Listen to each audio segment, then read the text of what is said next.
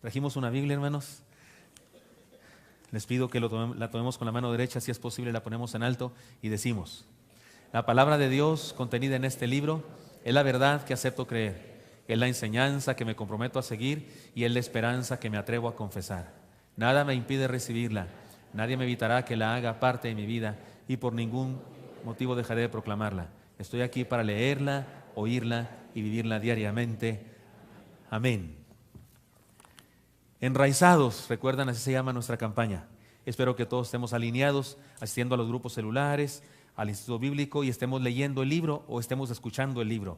Porque para los que no lo saben todavía, el libro usted lo puede bajar de internet, es gratis, lo puede bajar, lo puede imprimir, lo que quiera, se puede bajar en 2 formatos. Y además usted puede ir a la página también de la iglesia y yo se lo leo, porque lo leo todas las madrugadas, el capítulo que sigue, y ahí está. Solamente tiene una situación que no me aguanto y no solo lo leo, sino que lo comento.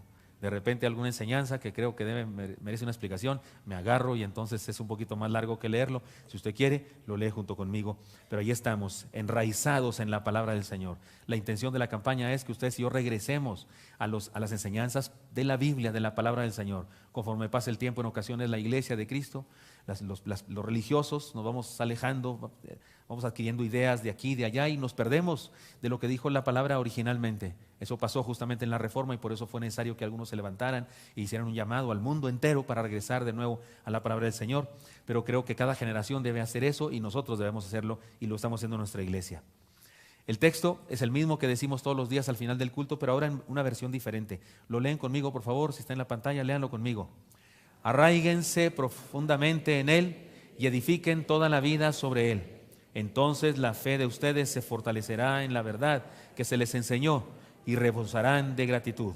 Amén. Es el mismo texto que lo hemos leído ya hasta este momento, me parece que por lo menos en 3 versiones distintas.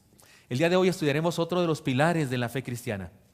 Sola gracia, dijeron los reformadores, solo por la gracia. La salvación es un don de Dios.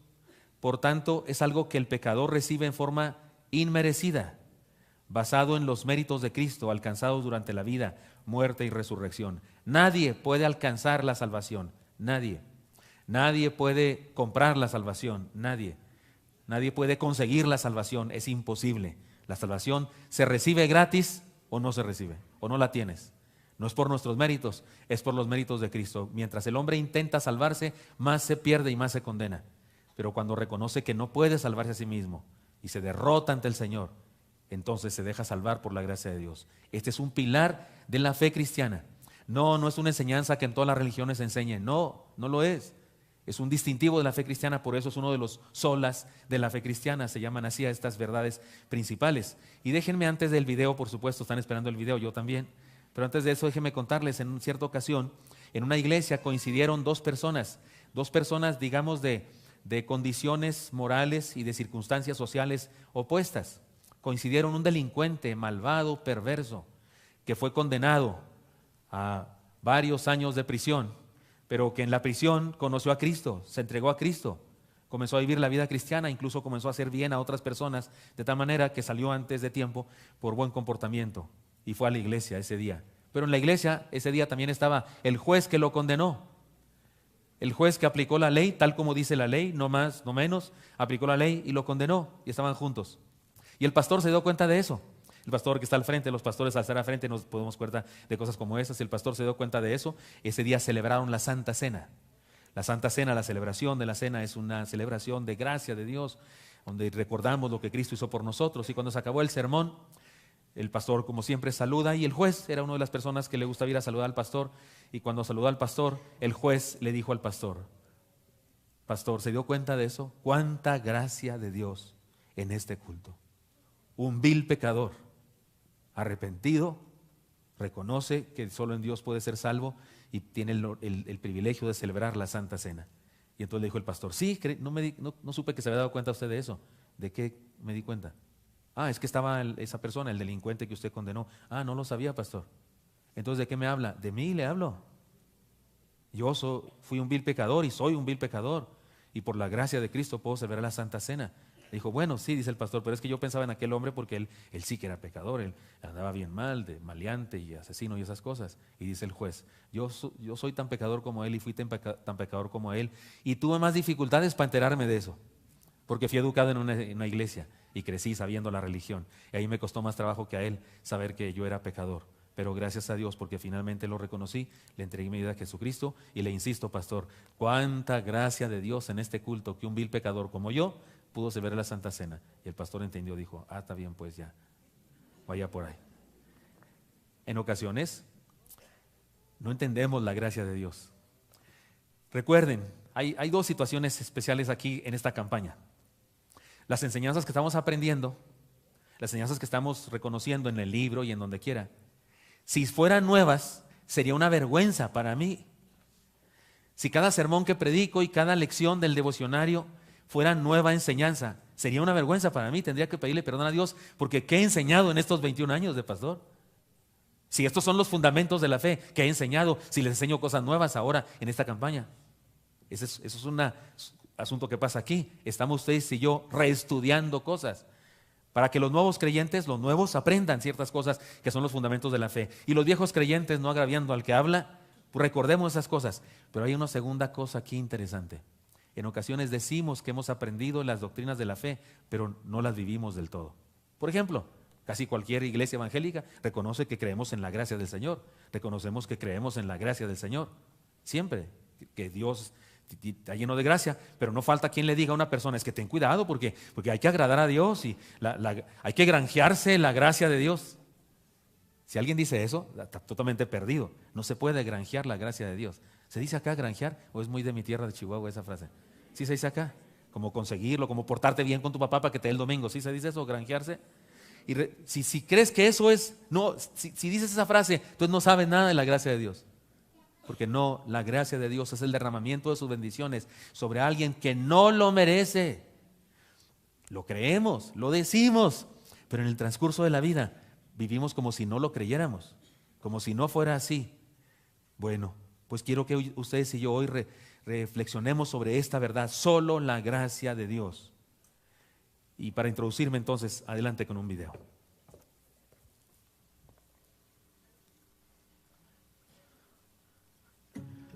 Sola gratia, solo por la gracia. La salvación es un don de Dios.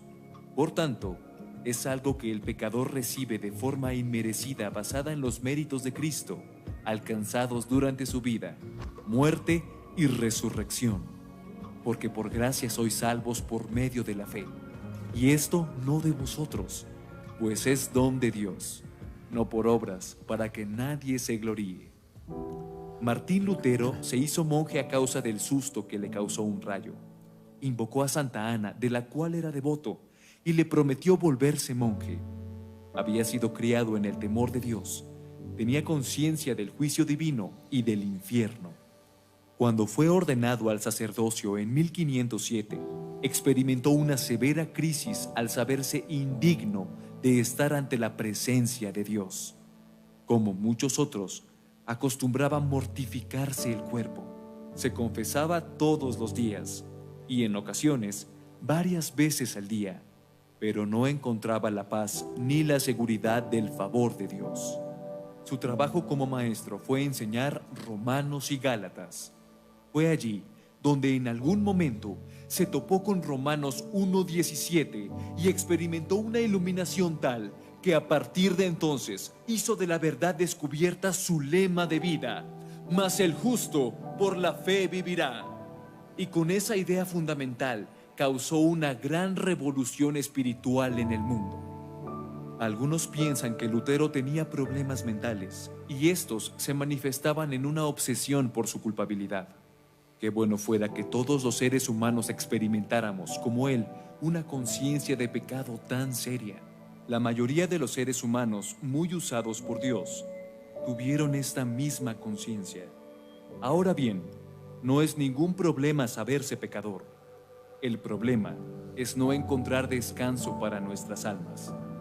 Hoy, la humanidad está fascinada, esclavizada por la idea de la llamada ley del karma. Los seres humanos estamos convencidos de que nada es gratis. Aun cuando alguien nos ofrece algo sin costo, guardamos la sospecha de que nos pedirá algo a cambio. Así que nos parece imposible que la salvación sea gratis. La mayoría prefiere pensar que debemos ganárnosla por medio de las obras. Al respecto, debemos decir lo siguiente: la salvación tuvo un alto costo. La salvación es la bendición más costosa de la historia. La salvación requirió de la entrega total de la vida más maravillosa que jamás haya pisado la tierra. Al Señor le costó la vida, pero para nosotros es gratis. Es por gracia, solo por la gracia. Nuestro pecado sí fue pagado, pero por alguien más, para que nosotros no tengamos que pagar. Esto es gracia, y solo por gracia podemos ser salvos. He aquí el corazón del Evangelio. Pero la ley se introdujo para que el pecado abundase.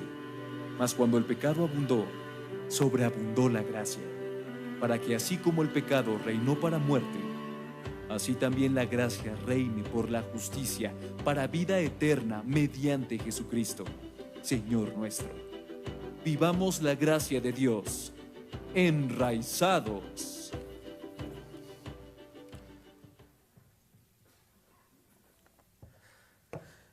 Amén. Todos necesitamos ser salvos porque todos somos pecadores y nos hemos alejado de Dios. Los que están llevando el devocionario hemos aprendido eso. El ser humano es un ser caído, estamos perdidos. De hecho, no somos pecadores porque pecamos, no pecamos porque somos pecadores. Lo digo siempre con este ejemplo que puede resultar así a algunos molesto o chistoso. Cuando un niño recién nació un pecador. Pero ¿cómo? Si es un inocente, no ha hecho nunca nada malo. No, pero es un pecador, por eso nomás dele chance a que crezca y verá que va a pecar. Porque no va a pecar, perdón, no se va a convertir en pecador porque peque. No, va a pecar porque es un pecador. Eso dice la palabra del Señor, que todos heredamos la naturaleza pecaminosa, que nuestro corazón está inclinado hacia el mal, que tenemos una tendencia hacia el egoísmo, hacia la envidia, es nuestra naturaleza. Nadie nace con una tendencia hacia dar a los demás. Y de hecho, muy temprano se nota eso en los niños. Hay un cierto egoísmo en los niños, ¿no es cierto?, de no compartir sus cosas. De hecho, compartir es un acto de madurez cuando uno ya crece y lo convencen a través de religión o preceptos o lo que sea, pero no es nuestra naturaleza. Entonces todos estamos perdidos. Por supuesto que Cristo murió por los niños incluso, y por eso los niños no necesitan más que les anunciamos el Evangelio de Jesucristo. Y si siendo muy pequeñitos son llamados a la presencia del Señor, van con el Señor Jesús, dijo de ellos el reino de los cielos, porque Jesús murió por los pecadores. Cuando crecemos es que tenemos la decisión ahora en nuestras manos de si le entregamos o no le entregamos nuestra vida. Pues quiero entonces, en base a estas cosas que estamos aprendiendo acá, que vayamos a un pasaje de la Escritura donde nos habla de una manera extraordinaria de la gracia insuperable de Dios. Se trata del Evangelio de Marcos, capítulo 9, versículos 18 al 34. Se los leo, aunque va a estar en la pantalla y usted lo puede ir leyendo, por favor, y yo se los leo, dice así. Mientras él decía estas cosas, vino un hombre principal y se postró ante él, diciendo: mi hija acaba de morir, mas ven y pon tu mano sobre ella y vivirá. Y se levantó Jesús y le siguió con sus discípulos. Y aquí una mujer enferma de flujo de sangre, desde hacía 12 años, se le acercó por detrás y tocó el borde de su manto. Para ir explicando esta historia, una cosa es el principal de la sinagoga que viene con Jesús para que vaya a su casa para orar por su hija, y Jesús va, pero esta es una interrupción. Mientras va caminando, otra necesidad. Ahora es una mujer enferma de flujo de sangre. Una mujer que tiene, digamos que su asunto de cada mes de las mujeres, su menstruación, permanentemente durante 12 años. Porque decía dentro de sí: si tocare solamente su manto, seré salva. Pero Jesús, volviéndose y mirándola, dijo: ten ánimo, hija, tu fe te ha salvado. Y la mujer fue salva desde aquella hora. Al entrar Jesús en la casa del principal, regresamos a la historia original del principal de la sinagoga, viendo a los que tocaban flautas y a la gente que hacía alboroto, les dijo: apartaos, porque la niña no está muerta, sino duerme. Y se burlaban de él. Pero cuando la gente había sido echada fuera, entró y tomó de la mano a la niña, y ella se levantó. Y se difundió la fama de esto por toda aquella tierra. Pasando Jesús de ahí, le siguieron 2 ciegos. Ya dejamos la casa del principal de la sinagoga, Jesús sigue caminando y ahora nos topamos con 2 ciegos. En otro evangelio se nos dice que uno de los ciegos era Bartimeo. Y de hecho en ese evangelio solamente se menciona Bartimeo, muy seguramente porque Bartimeo, cuando está escribiendo eso el escritor sagrado, Bartimeo va a su iglesia y lo conoce bien, por eso lo menciona, pero no se menciona al otro ciego, pero aquí se nos cuenta que eran 2. Y dice, dando voces y diciendo, ten misericordia de nosotros, hijo de David.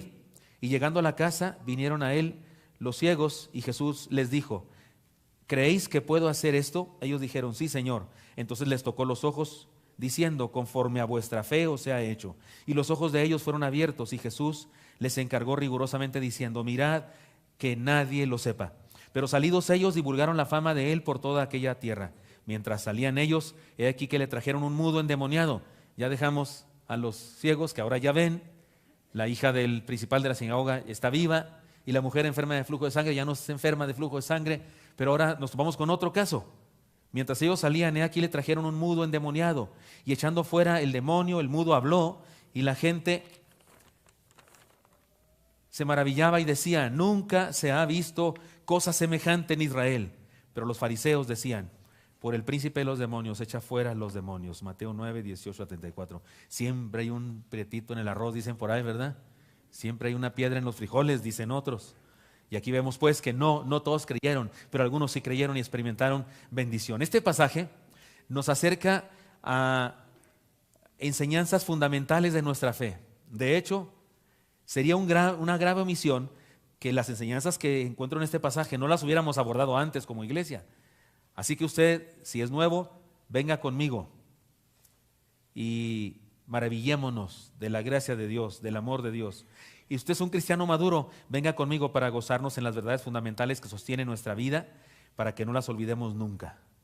En una lectura superficial del pasaje, podríamos pensar que está claro, hay 2 cosas fenomenales. El poder de Dios, sin duda, es lo más grande aquí, el poder de Dios. Qué grande es Dios, ejerce poder, sana a una mujer después de 12 años, sé que gastó todo su dinero en médicos y no se sana ni nada, y que el Señor la sana. Qué bendición, el Señor sana a la hija de un principal de la sinagoga. Y qué bendición, el Señor sana a 2 ciegos, los hace ver, e incluso a un endemoniado, un enfermo espiritual, los sana. Algunas personas piensan que los endemoniados de aquella época en realidad eran enfermos mentales. Como haya sido, Jesús tiene poder. Yo personalmente sí creo que existe ese asunto de los demonios y demás, y que Jesús tiene poder sobre eso, porque Jesús tiene poder sobre la naturaleza y sobre las cosas sobrenaturales también. Pero como quiera usted creer, igual podemos pensar en su gran poder. Pero hay otra vertiente que es muy a menudo como interpretamos los pasajes de la Biblia. Y podemos decir, esa mujer, qué bárbara, qué atrevida, tuvo fe, no hombre, esa sí es fe.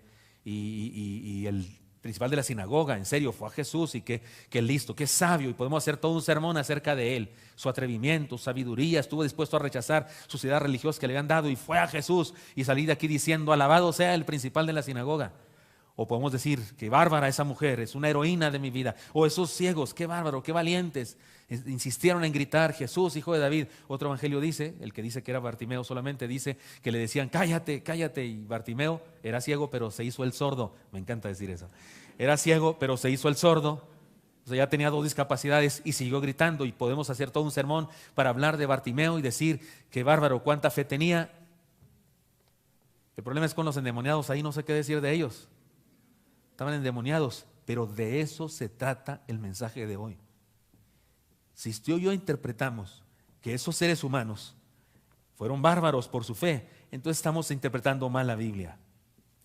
Hay algo en el pasaje que es lo que debemos distinguir en medio de todo. Y debemos exaltar ese mensaje, la gracia de Dios. Les propongo exaltar la gracia de Dios, no porque se me ocurre a mí, no porque en esta ocasión vamos a meterle el calzador al texto para que diga eso. No, déjeme se lo explico y verá si no es esto una exaltación gloriosa de la gracia de Dios. Primeramente, primera enseñanza, la gracia más allá de nuestras convicciones. Dicho de otra manera, la gracia supera nuestra búsqueda imperfecta. Voy a abordar primero el primer milagro que sucedió. No el primero que se solicitó, pero el primero que sucedió.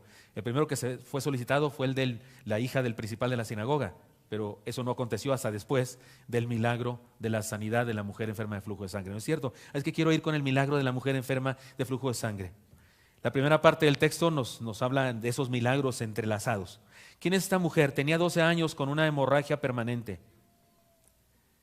Debemos imaginar su vida, cómo debió ser una mujer con sangrado de 12 años, delgada, demacrada, pálida, anémica, temerosa. Lo grave es que, de acuerdo con la interpretación de la ley de aquella época que hacían los judíos, era una mujer inmunda. Ella era inmunda. Sabe que la ley de Moisés decía que una mujer en sus días no debe ir a una sinagoga, no debe ir al templo, no debe ir a un lugar público. Y si va, hace inmundos a todos. O sea, los contagia de su inmundicia a todos. Y todos tienen que llevar a cabo un proceso, un ritual religioso, higiénico, para quitarse la inmundicia. Y estoy seguro que esta ley era una ley higiénica, una ley digamos, como las leyes de cuidado que tenemos nosotros ahora. Pues hay que lavarse las manos, ¿no? Cuando vas a comer y esas cosas, después de ir al baño y demás. Seguramente era una regla así, no era una regla espiritual, aunque los fariseos la habían convertido en algo así, pero de cualquier manera se decía en la cultura judía que ella era una persona inmunda y quien la tocara quedaba inmundo. Y ella andaba en público, entre la gente, o sea, que fue haciendo inmundos a todos.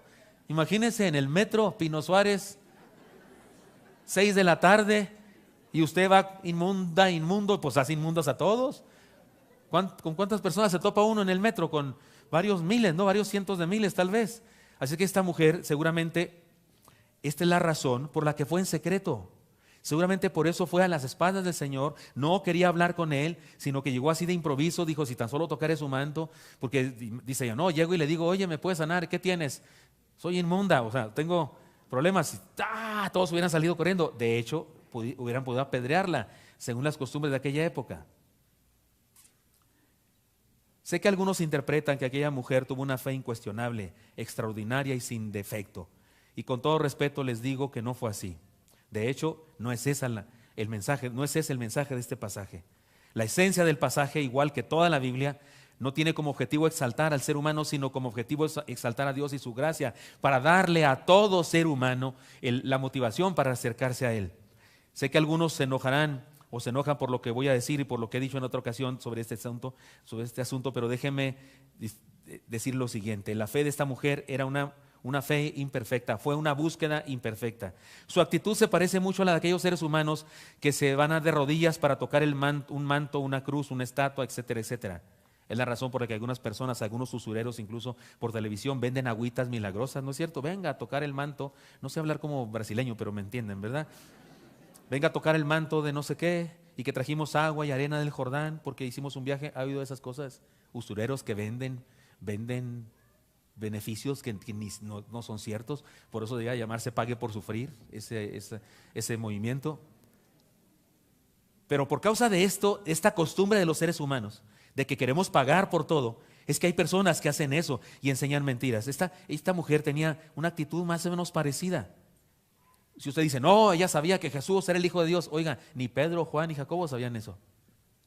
¿No es cierto que cuando Jesús les dijo, están conmigo en ese texto porque estamos estudiando Marcos, cuando Jesús les dijo a sus discípulos que iba a morir, le dijeron que no? ¿Se acuerdan que Pedro hasta se quiso hacer el sabio y lo llamó aparte y le dijo, Señor, ven, te quiero decir algo, Señor, ven. Le dijo, no dejes que te maten, ¿cómo crees? Se creía que lo iba a exhortar. No, es que el Señor necesita consejos porque no sabe cómo que está la onda aquí en la vida. Entonces lo voy a aconsejar. Dice el texto que lo exhortó. ¿Y Jesús qué le dijo a Pedro? Apártate de mí, Satanás, porque no estás viendo las cosas que ve Dios, no estás viendo lo espiritual, estás viendo lo material. No, ni ellos sabían. La Biblia dice que se enteraron de todo quién era Él hasta después de su resurrección. En un principio iban teniendo destellos, chispazos de las cosas, menos la gente, menos una mujer. ¿Quién era Jesús para esa mujer? Un milagrero, un hombre que decían que hacía milagros. ¿Quién quita y me hace uno a mí también? Es la misma actitud como algunas personas van, que hay un doctor muy bueno allá que hace limpias o que hace no sé qué medicina y pues vamos, por mi fracaso, por los intentos que he hecho en la vida y no logro nada, pues busco aquí. Y por eso hay personas que han ido con todos los brujos del pueblo y han usado todas las cosas habidas y por haber. No era perfecta su fe. No dijo, voy a ver a Jesús de Nazaret, es el Mesías, es el Hijo de Dios encarnado. Insisto, ni los apóstoles sabían con tal exactitud quién era Jesús. Por eso ella dijo, si tan solo tocaré su manto, ni pensaba hablar con él. De hecho, Jesús la descubre, pero ella ni pensaba hablar con él. Dijo, algunos dicen, pero fíjate cuánta fe, robó la bendición. Pero hay gente ahí diciéndote que hay que robar la bendición, que tú extiendes la mano. Ahora sí, ahora Dios se deja robar. O sea, Dios nunca ha ido a Tepito y no sabe cómo funcionan los rateros. Él hizo a los de Tepito. ¿No es cierto? Y los de la Lagunilla y los de aquí de la... ¿Dónde vivo yo? La Caperce Churubusco también. Nos hizo a todos. Él sabe cómo somos, de buenos, de malos, de lo que sea. ¿Cómo le vas a robar a Dios? Nadie, ningún ser humano, nunca jamás en su vida ha tenido ninguna cosa buena que no se la haya dado Dios con toda intención. ¿Cómo cree que vamos a robarle a Dios? Su actitud, insisto, se asemeja a muchos seres humanos, a los que se van de rodillas para tocar un manto, una cruz, una estatua, etc. No buscan un encuentro con Dios, más bien buscan sanidad y deciden poner su confianza en algo que no conocen porque alguien les dijo en su desesperación y necesidad. Están dispuestos a hacer lo que sea, aún cosas extrañas y peligrosas, por buscar una bendición. Por lo que nos dice Marcos, de este mismo incidente, sabemos que el Señor se detuvo y preguntó, ¿quién me ha tocado? ¿Se imaginan? Ya dijimos, iba una gran multitud alrededor, todo el mundo lo empujaba, no sé qué, lo jalaba, y el Señor dice, ¿quién me tocó? Y Pedro, Señor, ¿cómo quién me tocó?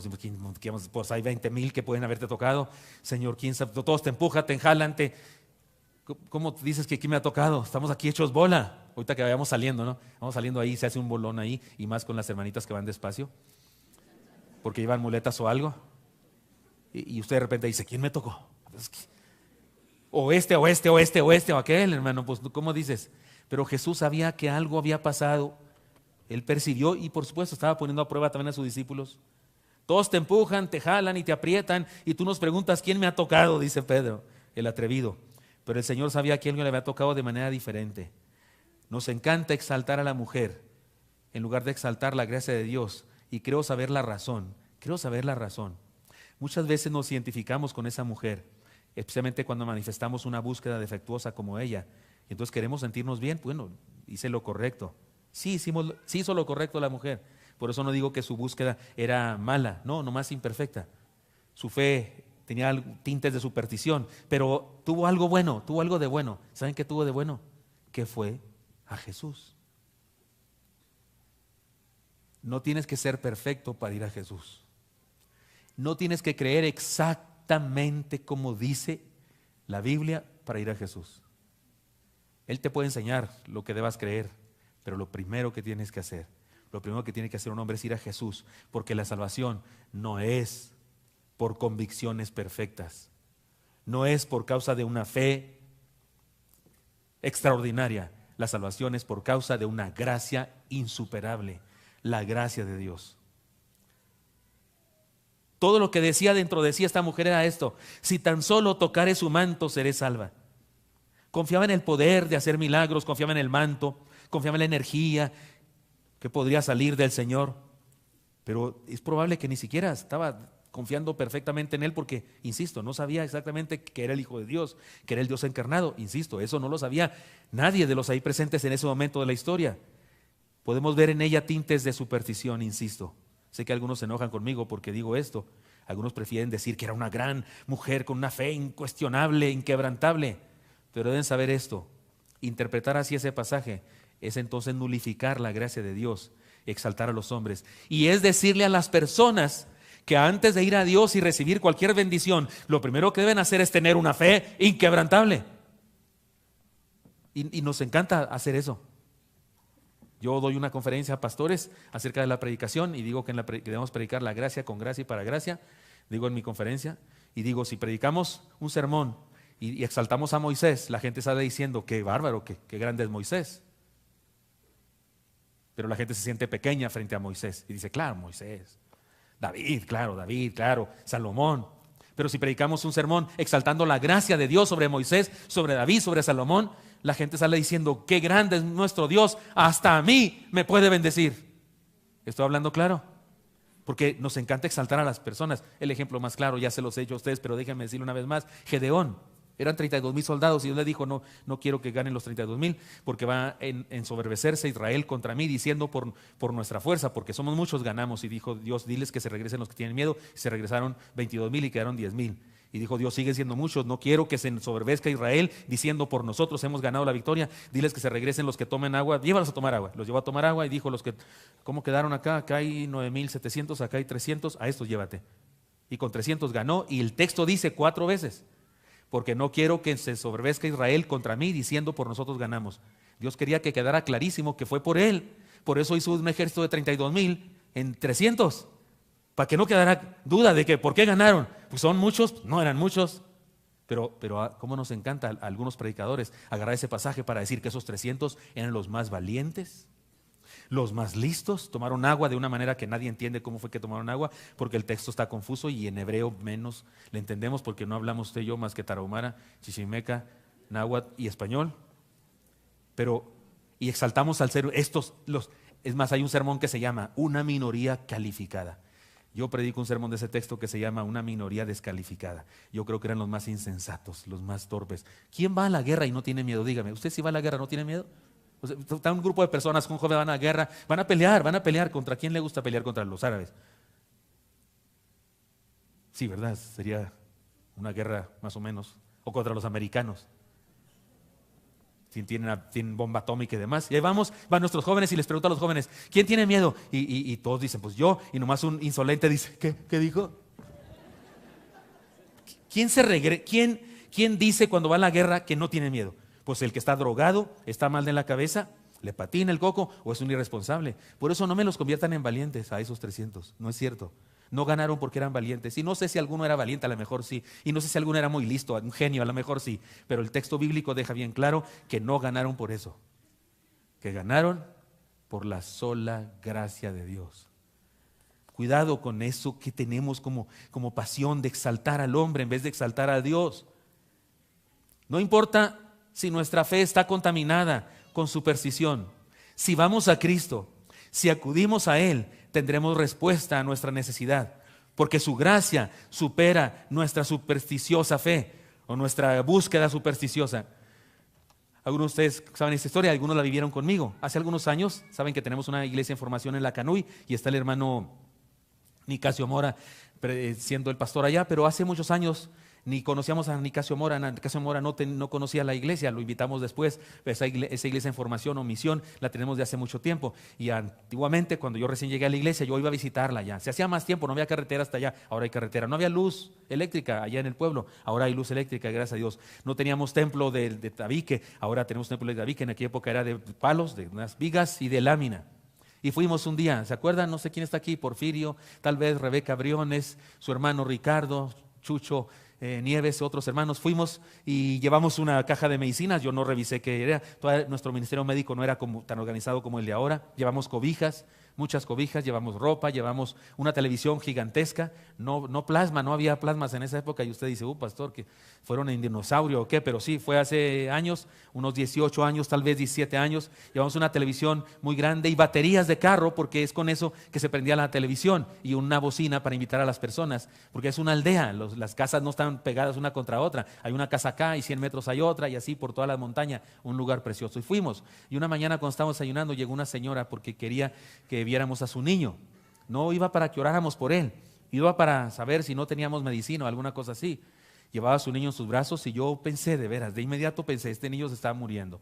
Yo lo tocaba y estaba ardiendo en temperatura. Yo creo que estaba, no sé, 39, no sé cuántos grados, pero se veía el niño flácido, así dormido o desmayado, flácido. La señora lo agarraba, me lo pasó a los brazos y la cabecita así como muñeco se le hacía así, de verdad. Yo dije, este niño, si no se muere, va a quedar mal de su cabecita. ¿Sí, doctores? ¿Eso cómo se llama eso que les da? Meningitis. Y entonces vamos a buscar en las cajas. Yo no soy doctor, pero sí tengo hijos y sé que el Tempra y el, ¿cómo se llama el otro? Paracetamol, algo que dijera algo parecido a eso, y pues le damos. Y yo pensaba, pues debe tener una infección de algún tipo. No sé que la penicilina es muy buena, pero también mata de repente. Pero yo decía, algo le ponemos. No encontramos nada que se pareciera, nada que dijera eso. Insisto, no era el ministerio médico como es ahora el de nuestra iglesia. Y oramos, le dije a Porfirio, a Rebeca, no iba Rebeca en esa ocasión, era doctora, yo lo hubiera entendido, fue en las otras ocasiones, pero sí iba Porfirio y otras personas. El hermano Serafín, ese pequeñito que anda por ahí, ese iba. Y les dije, vengan acá, oramos. Y ya ven que soy del Club de los Llorones. Yo no sabía cómo orar. La señora no hablaba español. Nos traducía el hermano Antonio, era nuestro traductor. Ella no hablaba español, su esposo medio, más o menos, pero hablamos con ella y me traducían. Y le dije, no tenemos que darle, señora, pero vamos a orar a Dios. Y yo oré en estos términos: Dios, si tuviéramos médico, lo atendería. Si tuviéramos medicina, se la poníamos. Pero no tenemos, Señor. Y allá la civilización queda 8 horas a pie. Así es que, Señor, aquí de verdad se requiere tu intervención. Y esta señora vino a nosotros, Señor. ¿Quién sabe qué clase de fe tendrá? Vino a nosotros.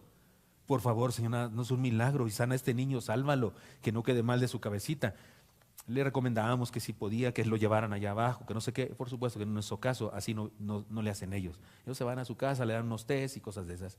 Se fueron a su casa, eso fue en la mañana. En la tarde tuvimos culto de predicación. Llovió, nos llovió. La iglesia está en un monte así arriba. Hay veces que las nubes están abajo de nosotros. Cuando amanece, las nubes están abajo de nosotros. Es un lugar precioso. Y en la noche estábamos en el culto y empezó a llover. Y como había demasiada gente, las paredes que son de láminas las desclavamos y las levantamos, las láminas. Pusimos unos palos para que la gente se metiera debajo de las láminas, porque la gente estaba afuera. Escuchaba, pero no veía, pero la gente se metió debajo de las paredes. Si me están entendiendo eso, se levantamos así como carpas y ahí tuvimos un culto. Y cuando se acabó el culto, nadie se iba. Yo estaba bien cansado, ya me quería dormir y nadie se iba. Y me dan ganas así de decir como los loquitos de Chespirito, ya se va, ¿verdad? Pero nadie se iba. Le dije al hermano Antonio, está pasando algo que no entiendo. ¿Por qué no se va la gente? Y entonces él me dijo, es que no se quieren ir porque quieren que ore por ellos, pastor. Y le digo, pues oramos, pero ¿cuál es la idea? Es que la señora del niño de la mañana está aquí con nosotros. ¿De veras? Sí. ¿Y cómo está el niño? Está bien. Y vino la señora, sonriente el niño. La señora sí me lo dio, el chamaco sí se quiso venir conmigo. Y ya di gracias a Dios y yo lo tocaba. ¿Dónde estará la temperatura? ¿Dónde se le fue? Señor, ¿dónde se le fue? No sé qué pasó. Dios hizo ¿qué pasó? Dios hizo un milagro. La señora estaba contenta, no entendía yo nada de lo que me decía porque hablaba en su idioma totonaco. Y toda la gente había escuchado ese chisme y querían que oráramos por ellos. Recuerdo a una señora que pasó porque le dije al hermano, bueno, pues que oren, vamos a orar, vénganse hermanos, vamos a orar, que vayan pasando en fila. Y vino una señora con su esposo y ella me decía en su idioma y el hermano me traducía y esta era la traducción, que su esposo bien borracho. Y el esposo decía, y que le pega, que viene y me pega. Y él decía, sí. O sea, aceptaba todo. O sea, era maloso pero humilde. O sea, sincero, reconocía su pecado. Y la señora echándole con todo. Y ya lo voy a dejar. Y uno de estos días, si está dormido, yo le voy a pegar a él. Y decía la señora cosas. Y me traducía el hermano Antonio. Y yo no sabía si reír o orar. Y preferí orar. Y entonces oramos por ellos. Y se fueron. Y noté que sí funcionó. Oramos y se fueron. Dije, ya está. Está fácil. Cuando tengas una visita no deseada, ora y se van. Y entonces pasó otra familia y unos estaban enfermos de esto y otros de esto otro. Yo imagino que por todos los niños que orábamos tenían lombrices, me los imagino como latas de angulas, yo a todos ellos. Y orábamos por ellos, Señor, bendícelos, y unos de la muela, no sé qué. Y así iban despachando uno y otro. Duró nuestra oración más de 1 hora y se fueron. Y esa noche le hablé con hermano Rosendo, nuestro misionero en esa época se llamaba Rosendo, pero él no hablaba el totonaco. Pero el hermano Antonio, que era su colaborador, sí. Y hablé con el hermano Rosendo y con el hermano Antonio y les dije, es muy importante que estas personas que van a regresar a la iglesia, porque estuvimos ahora acá, que les enseñen y les digan y que quede bien claro que es Jesús, que es Dios. Que no somos nosotros, ni mucho menos. Y le encargamos al hermano Rosendo, usted debe predicar y debe ser muy enfático ese asunto, que Dios hace milagros, ningún mortal los hace, y que ellos pueden allí en su casa orar al Señor y todo eso. Y ya tratamos de dormirnos, pero yo estaba con mi cerebro girando, pensando en esas cosas, en la obra misionera, cómo funciona esto cuando le predicas a personas con una cultura diferente y cómo se puede tergiversar la enseñanza y el mensaje del Señor, y cómo algunas personas pueden llegar a creer cosas diferentes. Y percibí, leyendo ahí la Biblia, como que Dios me decía lo siguiente: no te preocupes tanto, no necesito que sean perfectos en su fe para que yo los bendiga. No te preocupes tanto, con que vengan a mí, yo me encargo. Tú nomás háblales de mí. Y cuando me conozcan, entonces yo les enseñaré todo lo que deban creer. Porque ¿sabe qué? No es por la exactitud de nuestras convicciones que Dios bendice, es por su pura gracia. Es por su gracia. Cuando le dice a una persona, bueno, sí, habla al Señor, pero tienes que dejar de hacer esto y tienes que dejar, está mintiendo usted a esa persona. Una persona no tiene que dejar nada. Todo lo que tiene que hacer es entregarse a Cristo. Él le explicará qué debe dejar. No soy yo, si yo se lo digo se me ofende y se me enoja. Es Cristo, porque el problema número 1 de esa persona es Dios, es Cristo, y Él bendice a la gente por su pura gracia. Déjame ir rápido con los otros milagros entonces. Gracia más allá de nuestras convicciones. Esa fue la primera. Segundo lugar, gracia más allá de nuestras actitudes.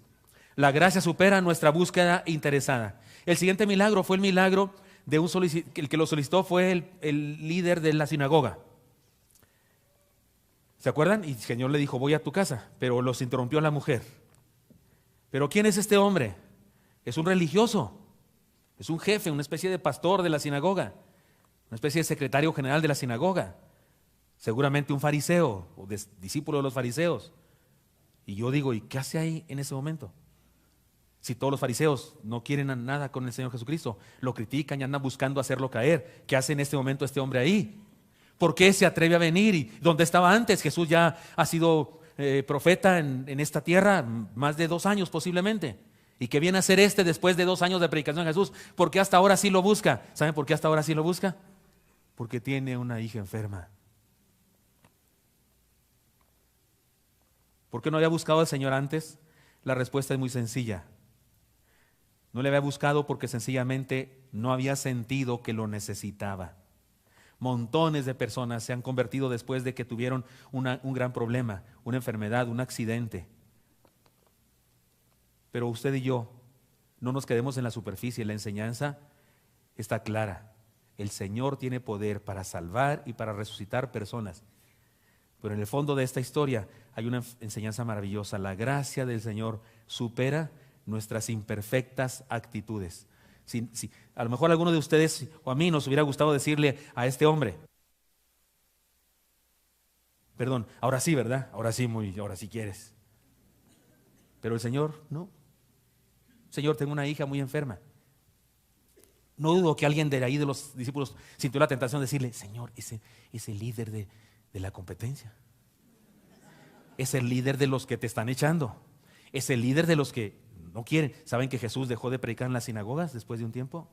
Dejó de predicar en las sinagogas porque ya no es soportable. Lo querían matar cada vez que iba a una sinagoga y comenzó a predicar en las afueras de la ciudad, ya no adentro de la sinagoga. Y posiblemente algún discípulo le dijo, Señor, pero espérate, no, con este no vayas.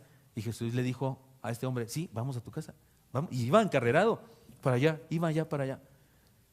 Y de hecho cuando llega hay funeral, después se murió.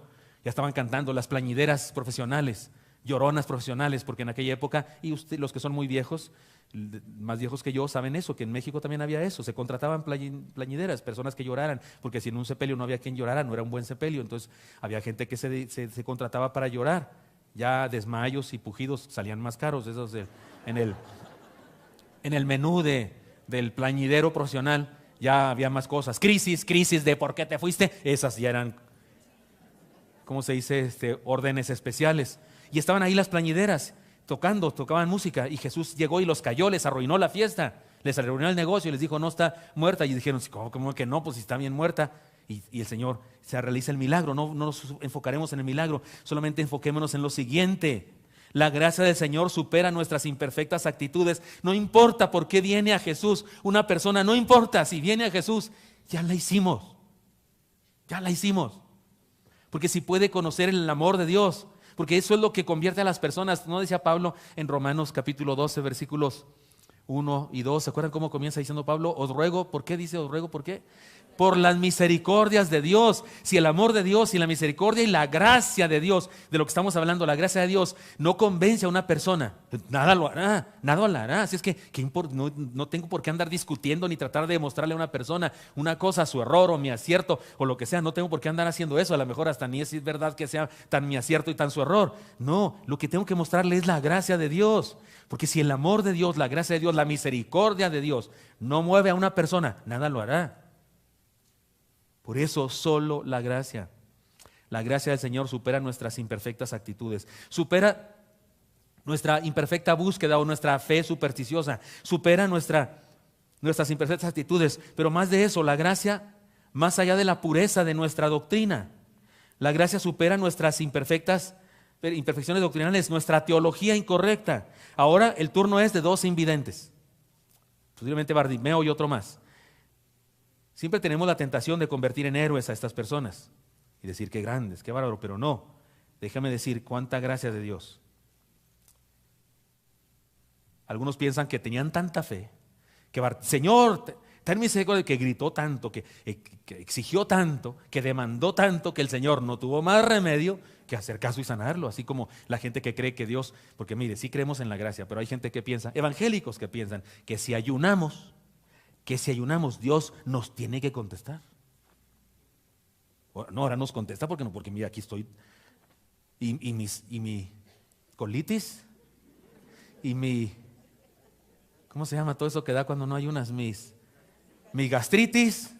Señor, mira mi gastritis y no me contestas. O sea, como que Dios cuando nos ve ayunando, no, sí, ángeles, sí, obligación, láncenle. No, perdóneme, no. De hecho, el ayuno no es maltratarte la vida para convencer a Dios de algo. No, ayunar es orar tan intensamente que se te olvide comer. El ayuno no es una causa, es un resultado. No dejas de comer dejas de comer porque. O sea, estás hablando con Dios, estás orando a Dios, estás hablando con Él y pues y la hora de comida, olvídese, no voy a seguir hablando con Dios. O sea, no oras, no ayunas para que Dios te conteste, no, ayunas porque estás hablando con Dios. Pero hay gente que piensa que no, Dios está obligado a responderme si ayuno. Entonces, otra vez, ¿dónde quedó la gracia? Si es por gracia, no es porque ayunaste, no es porque te maltrataste. Pero algunas personas piensan así, que no, hay ocasiones en que Dios, ejercemos tal fe, tanta fe, tan grande fe que tenemos, que Dios no tiene más remedio que contestarnos. Discúlpeme, no es así. Otra vez, se trata esa interpretación de una interpretación humanista y no del Evangelio.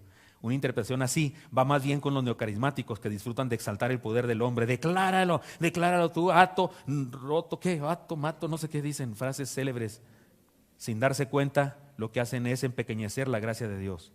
Seamos claros, aquellos ciegos no fueron sanados por el poder de su fe, sino por la gracia de Dios. Ahora bien, porque usted me puede agarrar la Biblia y decir, espéreme pastor, bien, explíqueme esto, porque como en el primer milagro, el Señor hace alusión hace una declaración que puede confundir a algunos. Miren, a la mujer le dijo, ten ánimo hija, tu fe te ha salvado. No, que no, dice usted. Ahí está pastor, no, que no. Tu fe te ha salvado.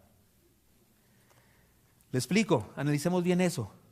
Si interpretamos legalista y literalistamente esas palabras, tendremos que decir que entonces aquella mujer se salvó a sí misma. O sea, ¿quién la salvó? Su fe. ¿Quién tiene la fe? Ella. Entonces, ¿quién salvó a la mujer? Ella. O sea, que el hombre se puede andar salvando a sí mismo. De ahí viene esa herejía mundana, esa herejía de la religión globalizada del día de hoy. Hay gente que hasta ni siquiera te dice ten fe en ti mismo, o ten fe en San Gilberto Virgen y Mártir, o ten fe en San Juan Bailón. Hay gente que incluso te dice así a secas, ten fe. Y tú dices, ten fe. O sea, se ha llegado a creer que así como que la fe es un poder, como que ten fe. ¿En qué? ¿Qué importa? Tú ten fe. No. Con todo respeto, la fe por sí sola no sirve para nada. Es por aquello donde se pone, que es lo que hace que la fe sea útil o no sea útil. ¿Dónde se pone? El texto dice, por gracia sois salvos, por medio de la fe, y esto es un don de Dios, no por obras para que nadie se gloríe. ¿Por qué somos salvos?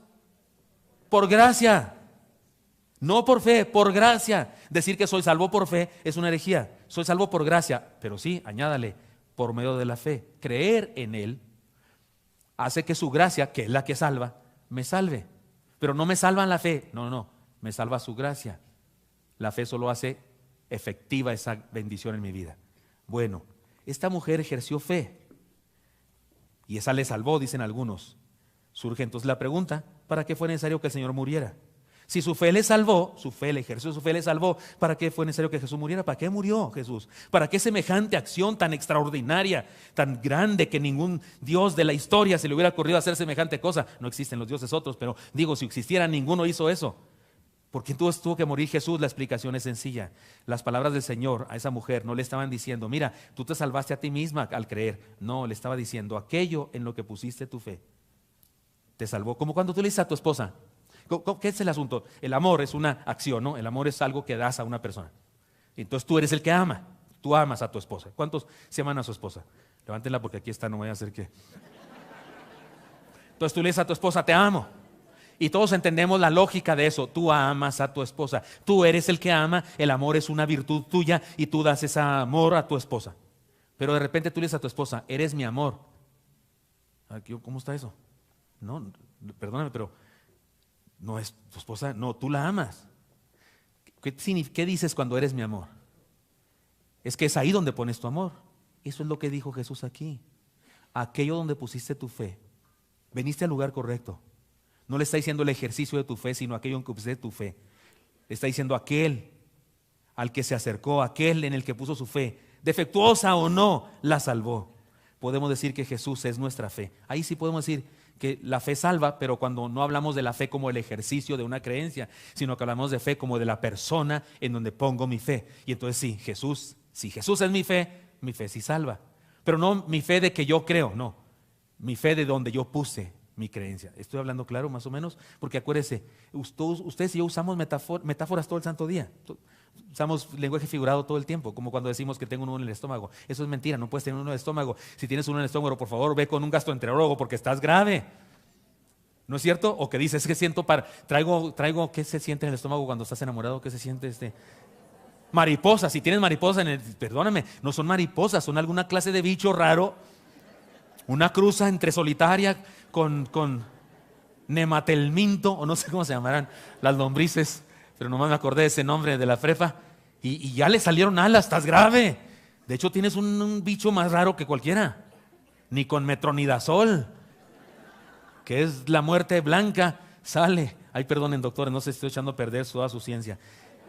Pero usamos metáforas, así mismo Jesús también le dijo esto. A los ciegos les dijo, conforme a vuestra fe os sea hecho. Una vez más, enfrentamos la tentación de confundirnos y pensar que ellos fueron sanados por su propia fe, porque declararon, porque si puedes visualizarlo, lo puedes lograr. Eso es humanismo, eso es creer que nosotros tenemos el poder, y es la tentación antigua que la serpiente le puso a Eva cuando le dijo, serás Dios, serás como Dios. No podemos usted y yo, por más que imaginemos, por más que pensemos, por más que declaremos cosas, sucedan las cosas, no tenemos ese poder, pero Dios sí. Así es que cuidado con esa tentación. De acuerdo a lo que le dijo Jesús fue lo siguiente: de acuerdo a lo que desean, quieren y anhelan, sueñan, les acontezca, porque yo quiero que así suceda. Sencillamente les estaba diciendo que iba a hacer con ellos justamente lo que ellos deseaban con todo el corazón, independientemente de su manera de concebirlo. ¿Por qué? Porque, déjeme explicarle algo.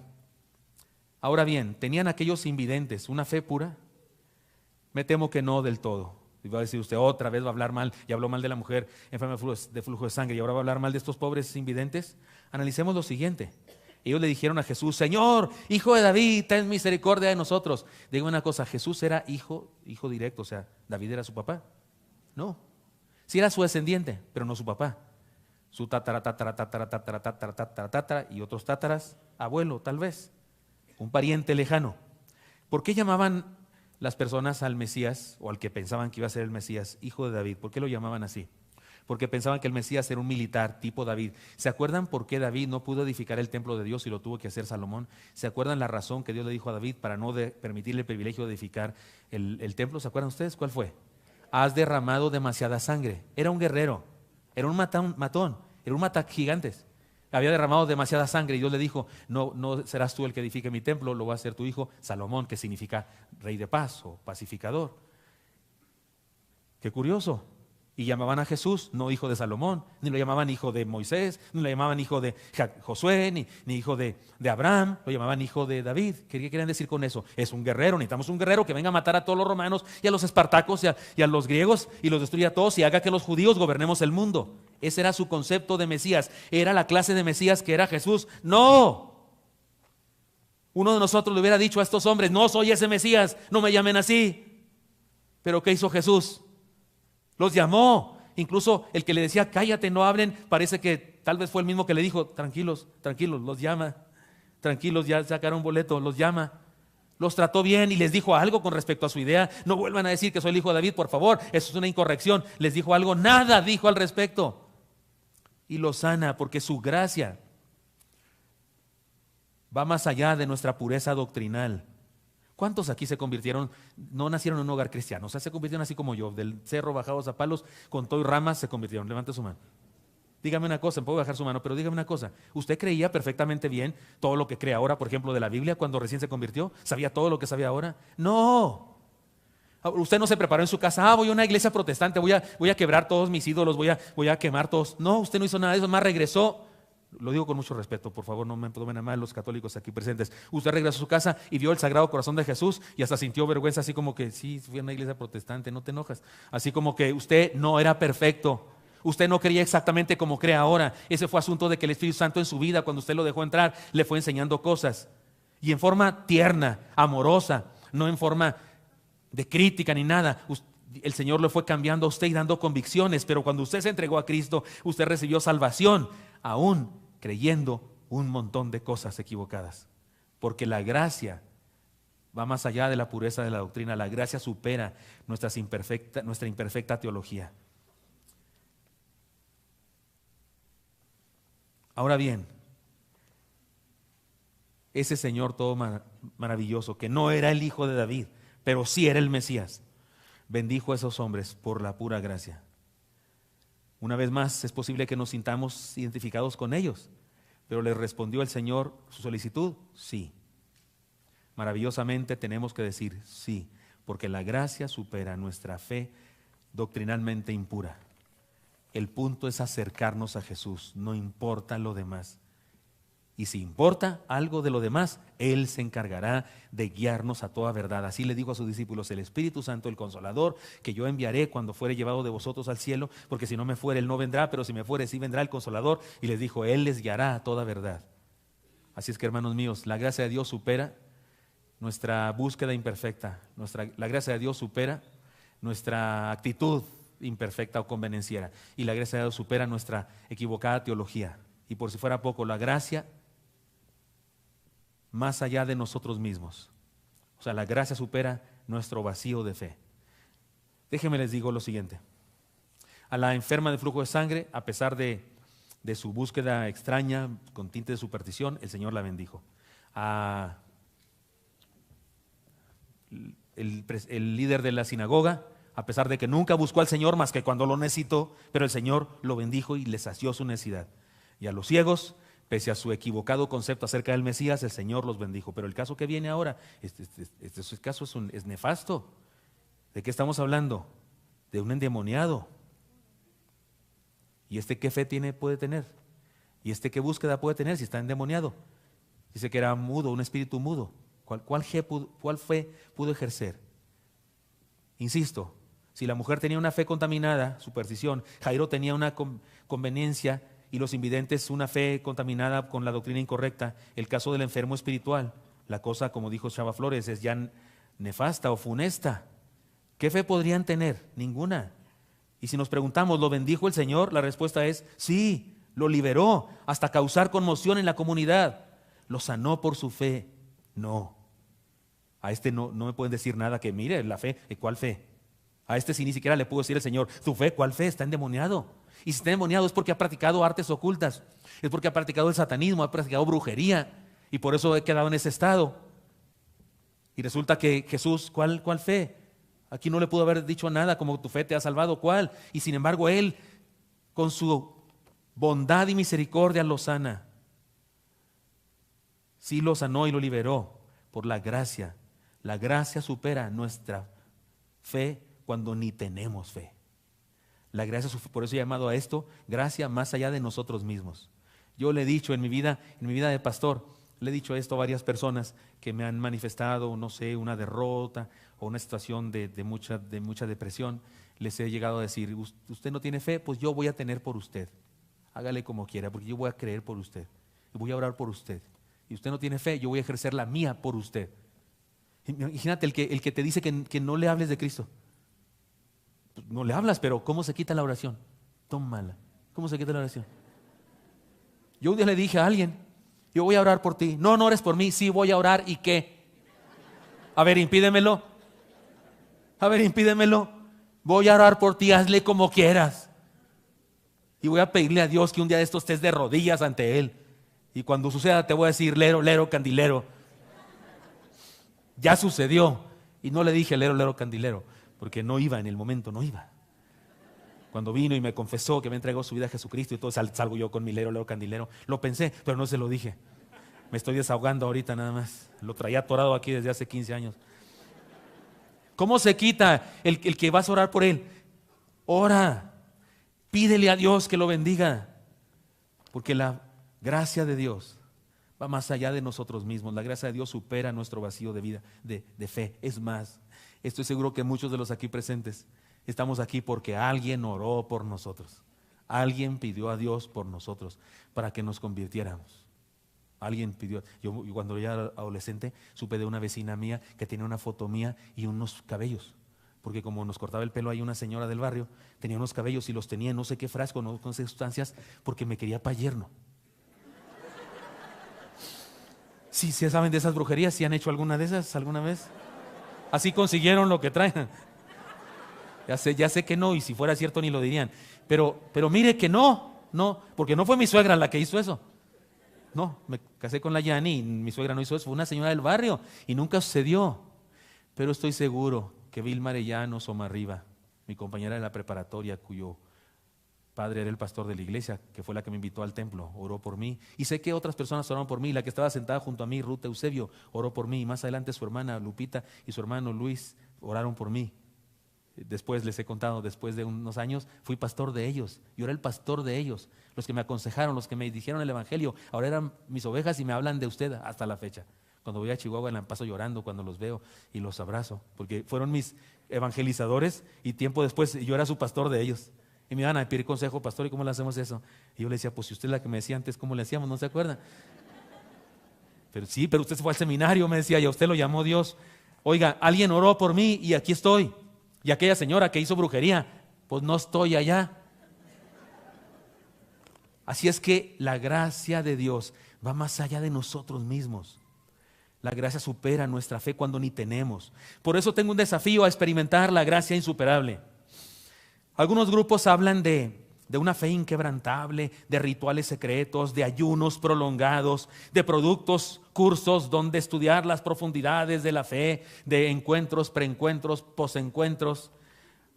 Ante tales cosas, algunos cristianos se sienten como acomplejados, pequeños, especialmente si vienen a esta iglesia, porque en esta iglesia creemos que esas cosas no tienes que hacer eso, solo creer, porque es por su gracia, solo por su gracia. Y a algunas personas les gustaría que yo les dijera, no, sí, para ser salvo usted necesita conseguirse una gallina negra, nacida en martes 13, cuya abuela haya sido gallina colorada y que alguna vez su tío haya cantado destemplada. A gente le gusta así las complicaciones. Y consigas también una sal del Himalaya, que es muy buena, por cierto, dicen por ahí. Y consígase no sé cuántos ajos y ojos de hormiga embarazada, yo no sé, alguna cosa. Puse difícil eso, ¿verdad? Ojos de hormiga embarazada, o sea, tan chiquitas y no, otra cosa, de rana embarazada, algo así. A la gente le gusta eso y se va a un cerro y así se va de rodillas, te ponen nopales en la espalda. Y hay gente que haría eso, no, que hace eso. Pero cuando le dices, no, él ya lo hizo en los cielos, lo hizo por ti. ¿Vimos la película? No hay película, ni la de Mel Gibson, que pueda describir realmente lo que sufrió Jesús por nosotros. No hay película que se haga. Sus palabras, Dios mío, ¿por qué me has abandonado? Son las más misteriosas y más profundas palabras que jamás alguien puede decir. Yo no las entiendo, porque no entiendo cómo Dios abandonó a Dios, no lo entiendo. Pero lo que sí me queda claro es que el infierno es el absoluto abandono de Dios, y entonces lo que queda claro es que Jesús experimentó el infierno por mí, para que yo no tenga que ir allá. Y ahora yo le salgo con que me voy a ir de rodillas hasta no sé dónde para conseguir la salvación. Y va a decir el Señor, ¿y lo que yo hice? ¿Entonces no crees en lo que yo hice? Ahora resulta con que le digo al Señor que voy a hacer de quién sabe qué religión y voy a cumplir no sé qué tantos rituales para poder ganarme la salvación. Y Jesús dice, ¿y qué estás haciendo con lo que yo hice por ti? ¿Lo estás despreciando? ¿Estás diciendo que no vale? ¿Estás diciendo que no es suficiente? ¿Estás diciendo que a mi sacrificio le tienes que añadir algo que tú haces porque lo mío no es suficiente? Es un insulto al Señor. No, pero ¿sabe qué? Si le digo eso al Señor, no me va a decir como yo estoy diciendo. No me va a decir que estoy devaluando su sacrificio. No, me va a dar amor y gracia. Porque no le interesa regañarme. No le interesa hacerme sentir mal. Le interesa salvarme. Y si he dicho que la gracia supera la búsqueda equivocada o contaminada de subversión y la gracia supera la actitud convenenciera y supera la doctrina equivocada y supera incluso que de repente no tenga fe, entonces tengo que decir que la gracia de Jesucristo también supera mi desfachatez, mi insensatez, cuando no logro entender lo que quiere de mí y no soy dócil a su llamado. Sin embargo, sí, finalmente Jesús no forzará a nadie a ir al cielo. Porque usted está pensando, ya entendí, o sea, todos vamos a ser salvos al final de los tiempos. No importa qué doctrina tengas, no importa qué actitud tengas, al fin de cuentas el cielo vamos a estar todos. No, le tengo que decir que no. Porque Jesús, su gracia, busca a cualquier persona en donde está, ahí en su condición. Pero Jesús espera que esa persona finalmente diga, creo en ti, te entrego mi vida. Lo hizo la mujer enferma de flujo de sangre, lo hizo Jairo, el presidente de la sinagoga, lo hizo Bartimeo y el otro ciego. Y también lo hizo el endemoniado cuando dejó de ser endemoniado. Creyeron en Jesús y le entregaron su vida. Entonces, sí, no estoy hablando de la salvación universal. ¿Todos son salvos? No todos son salvos. Solo aquellos que después de experimentar el amor, la misericordia y la gracia de Dios responden adecuadamente y le dicen, aquí está mi vida, adelante Señor, haz lo que quieras en mí. Somos salvos por gracia y eso no es virtud nuestra, sino de Dios. Si vamos al Señor, si le buscamos aún con todas estas agravantes, Él nos recibe y nos bendice. Así que no dejemos que nadie nos acompleje y experimentemos la insuperable gracia de Dios. De veras, la insuperable gracia de Dios. Yo sé que no estoy hablando de una doctrina que no hayamos predicado aquí en la iglesia. Pues ¿cómo va a ser? Si yo nunca les hubiera dicho cosas como estas, sería un fracaso de pastor. Esto lo he dicho en mis 21 años muchas veces. Hoy en esta campaña estamos retomando esas cosas fundamentales de nuestra vida. Pero déjeme decirle que entender esta verdad de Dios sí tiene sus problemas, porque de repente no las identificamos bien. De repente nos dejamos envolver por el humanismo y contrarrestamos la verdad de Dios. Les he contado esta parábola, la cuentan los motivadores profesionales, la cuentan los ¿cómo se llaman esos conferencistas de superación personal?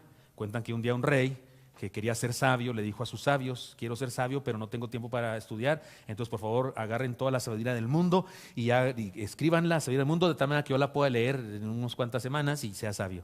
Y entonces los sabios tardaron 2 años y le dijeron, ya tenemos un resumen de la sabiduría del mundo. Sí, enséñamelo, ven para acá. Y lo llevaron a una biblioteca gigantesca llena de tomos por donde quiera. Aquí está la sabiduría de todo el mundo, chútatela. Y dijo, ¿qué les pasa? Están locos y lo que quiero es ser sabio ya. Esto voy a ser sabio para cuando me muera. No, redúzcanla. Quiero la sabiduría del mundo en pocas palabras. Bueno, hicieron una enciclopedia y los regañó otra vez. 12 libros, ¿qué les pasa? No puedo leer tanto. Háganlo más chico. Finalmente le trajeron un tumbaburros, así. Y dijo, sigue siendo mucha. Y entonces uno de los sabios dijo, ya, préstame un papel, un papiro. Y escribieron, Rey, aquí está la sabiduría del mundo. Y decía, nada es gratis en la vida. Cuando cuenta eso un predicador de la superación personal, ahí es donde la gente se cae. Lo consideran una gran enseñanza, que sí es, si hablamos del mundo terrenal. Pero les tengo noticias. La salvación es gratis. Y si quieres comprarla, te condenas más.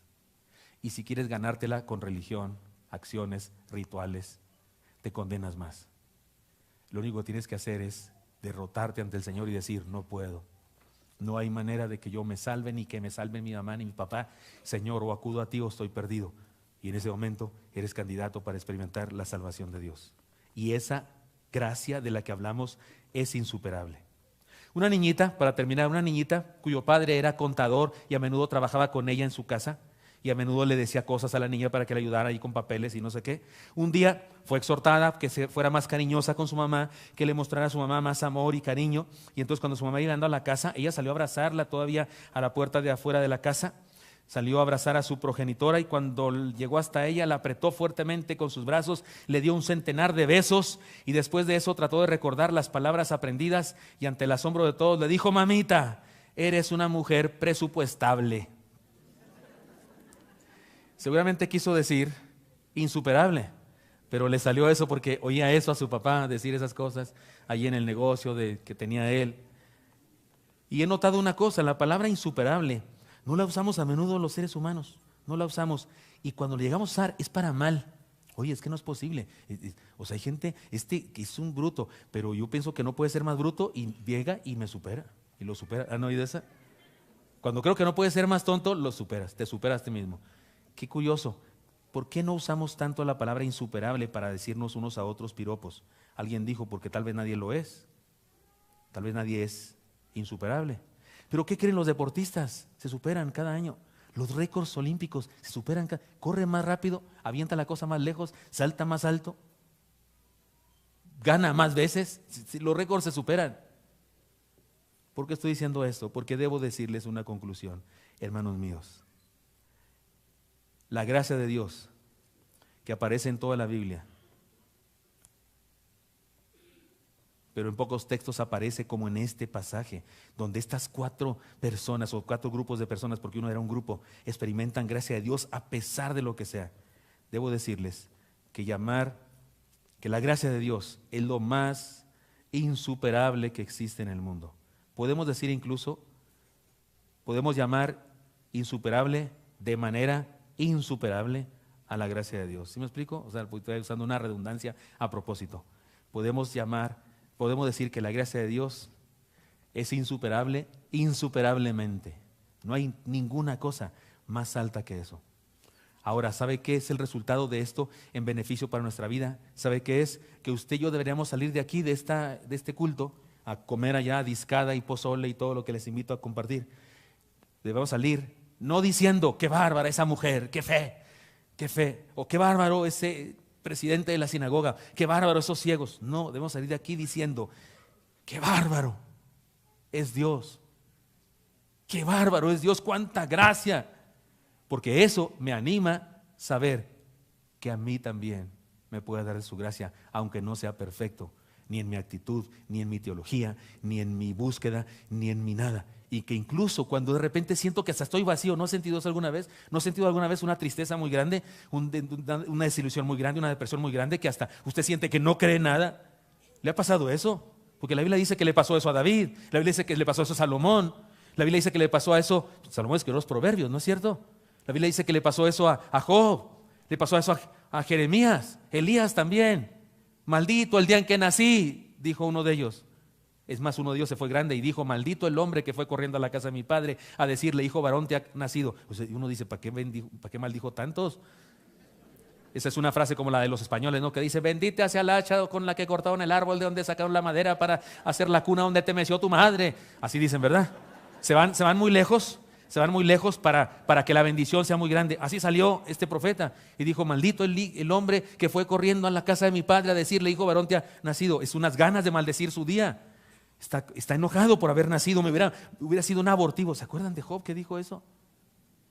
Así es que si usted de repente siente así y tiene vergüenza de aceptarlo, le quiero decir una cosa, los héroes de la fe, algunos de los héroes de la fe sentían eso, un vacío en su corazón. ¿Y qué cree?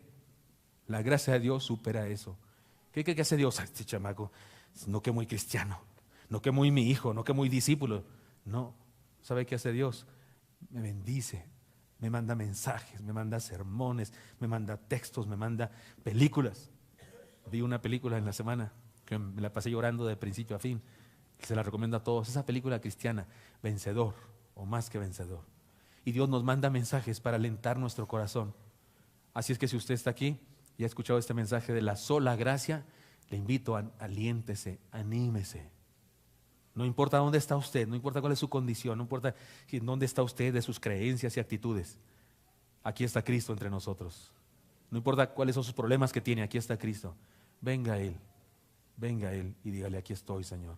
Quiero experimentar tu gracia, quiero darte lo que soy y que me bendigas a pesar de lo que soy. Señor Santo, te doy gracias porque me das permiso hablar con mis hermanos y compartir esta palabra. Te pido, Dios, que nos ayudes a entender a cabalidad, en realidad, Señor, tu gracia. Y de esa manera podamos vivir, Señor, fundados en ella, no en nosotros, no en nuestra dignidad, no en nuestras obras, no en nuestras ideas, sino en tu gracia. Y te pido, Señor, que derrames gracia hoy sobre nosotros y nos bendigas a todos, a los nuevos, a los visitantes, a los viejos creyentes. Bendícenos, Dios. Y permítenos experimentar, conocer, reflexionar en tu gracia, compartirla con otros, anunciarla a otros, Dios. Si de repente el karma nos inunda y sentimos la tiranía de esa supuesta ley universal, que tu gracia, Señor, que el saber que tu gracia supera lo que sea, nos permita vivir a plenitud. Sigan orando, mis hermanos, sigan diciéndole al Señor ahí en su corazón lo que quieran. Y si alguno de los aquí presentes quiere decirle al Señor: Señor, aquí estoy, como la mujer enferma, como el presidente de la sinagoga, o como los ciegos, o como el endemoniado, aquí estoy, Señor, reconociendo que tengo errores en mis concepciones, en mis ideas, en mis actitudes. Reconozco que a veces estoy vacío de fe, a veces me siento desilusionado por completo y parece que no creo nada. Pero aquí estoy, Señor. Si a pesar de eso, como dice tu palabra, si a pesar de eso me amas y quieres bendecirme, salvarme, aquí estoy, Señor. Adelante, sálvame, edifícame, perfeccióname, dame salud espiritual, enséñame tu camino, guíame, qué debo creer, qué no debo creer, qué cosas debo hacer. Guíame tú, Señor. Delante de ti mi alma se postra para decirte: sí, Señor, quiero experimentar tu gracia, porque sé que no puedo por mí mismo conseguir nada, ningún bien espiritual, pero tu gracia, Señor, si así es, derrámala sobre mí, por favor. Sigan orando. Y si usted está orando a Dios de esa manera y está entregándole su vida, está diciéndole que quiere experimentar su gracia, ¿podría hacerme el favor de levantar su mano un poco? Me gustaría orar por usted, me gustaría orar por los que toman esta decisión. Levante su mano si usted quiere decirle al Señor: Señor, aquí estoy. Dios le bendiga, Dios les bendiga, Dios les bendiga a todos los que levantan su mano. Dios les bendiga, les felicito de todo corazón. Dios les bendiga. Pueden bajar su mano, pero si hay alguien más que le quiere decir al Señor eso, hágamelo saber levantando su mano en su lugar. Dios les bendiga, Dios les bendiga. Última vez que le invito. ¿Hay alguien más que le quiere decir al Señor eso? Levante su mano, por favor. Dios les bendiga, Dios les bendiga. Señor Santo, pongo en tus manos a mis hermanos y mis hermanas y bendícenos, Dios, a los nuevos creyentes para conocer tu palabra, a los viejos creyentes para recordarla, reflexionar en ella, aplicarla en nuestra vida y vivir de acuerdo a lo que dice tu palabra, y nunca permitir, Señor, que tu pueblo se desvíe de las verdades fundamentales. Señor, bendícenos a todos y bendice a quienes han tomado esta decisión, algunos tal vez refrendando su conversión, pero algunos tal vez por primera vez, Señor, entregando sus vidas a ti. Bendíceles, Dios, entra a sus vidas y transfórmales. Pongo en tus manos a todos, en el Cristo Jesús, que murió por nosotros y derramó su gracia. Oramos. Amén.